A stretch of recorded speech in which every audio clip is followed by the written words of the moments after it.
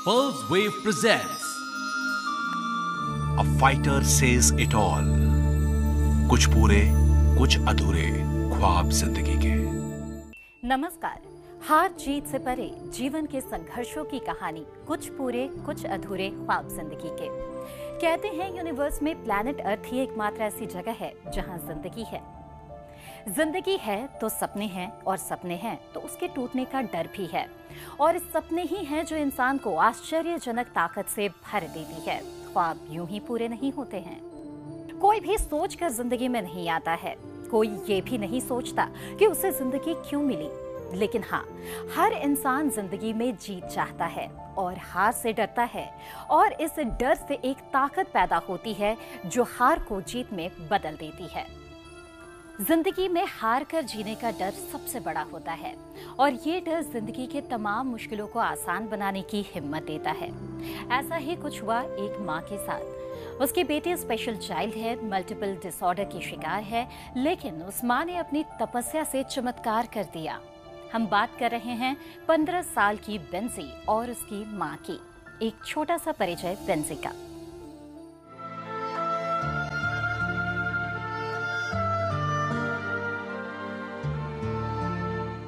Benji 1 साल तक crawl नहीं कर सकी, 2 साल तक खड़ी नहीं हो सकी। इसके शरीर का बायां भाग बिल्कुल काम नहीं करता था।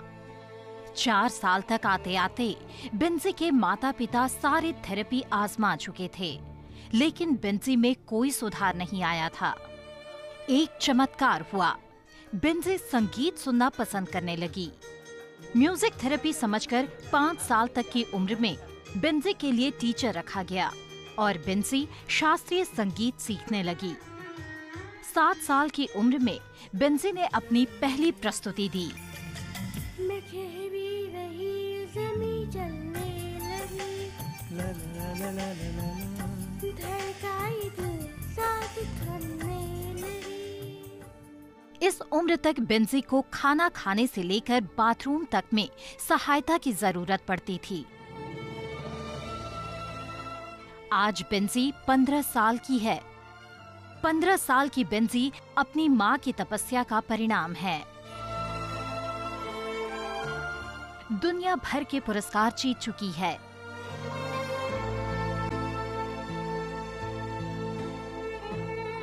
ऋतिक रोशन भी इसके आवाज के दीवाने हैं। बेंजी को अभी लंबा रास्ता तय करना है।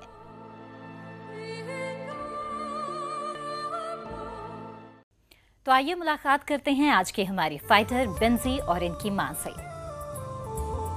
A Fighter Says It All. कुछ पूरे कुछ अधूरे ख्वाब जिंदगी के। बेंजी का चलकर सेट तक आना मुश्किल था। बेंजी की मां बेंजी के साथ आकर सेट पर बैठ गईं। अब बेंजी के साथ इंटरैक्ट करना मुश्किल था। बेंजी की मां को पता था कि बेंजी म्यूजिक के साथ ही जिंदगी जी सकती है। उन्होंने ही कहा कि बेंजी के लिए कीबोर्ड ले आइए। हमने ऐसा ही किया। कीबोर्ड सामने आते ही बेंजी मुखर हो गई। उसकी उंगलियां कीबोर्ड पर चलने लगी और बेंजी गाने लगी। लड़की भी भागी सी, सोती रातों में जागी सी, मिली अजनबी से कोई आगे न पीछे, तुम ही कहो तो ये बात है। एक लड़की भी भागी। बेंजी मानो दुनिया में वापस आ गई। और फिर हमारी एंकर मोनालिसा बेंजी की मां से रूबरू हुई।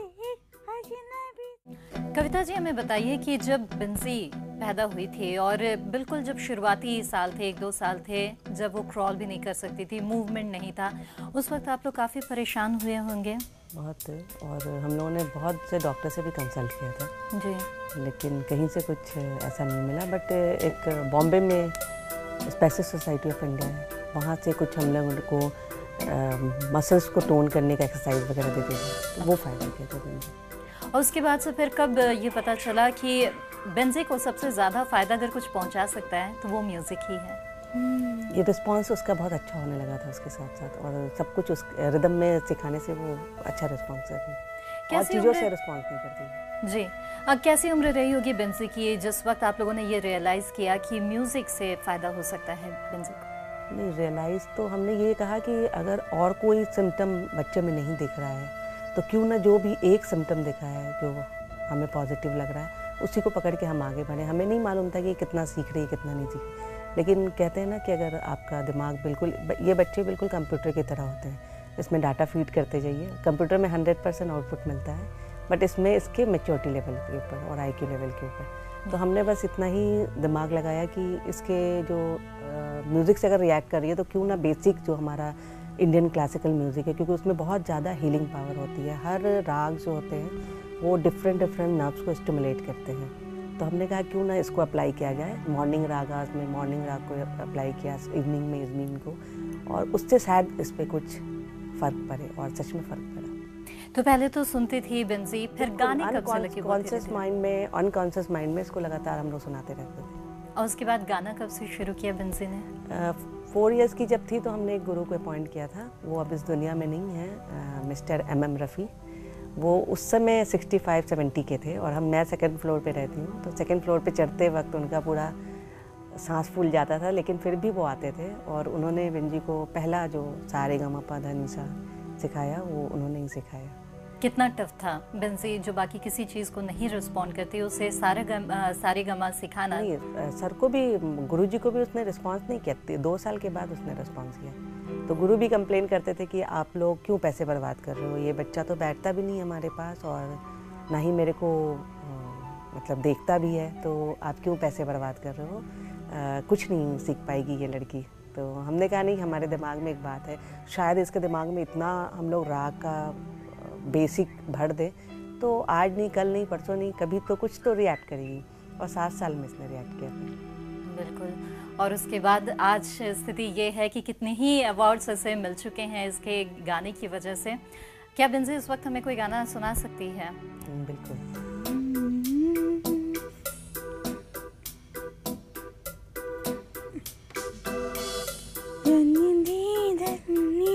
चली जाती है, चली आती है,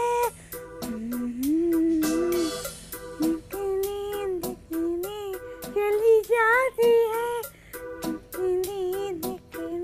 चली आती है, जाती हुई सावन की धुंधली रात में मिली एक अजनबी से, कोई आगे न पीछे, तुम ही कहो ये कोई बात है।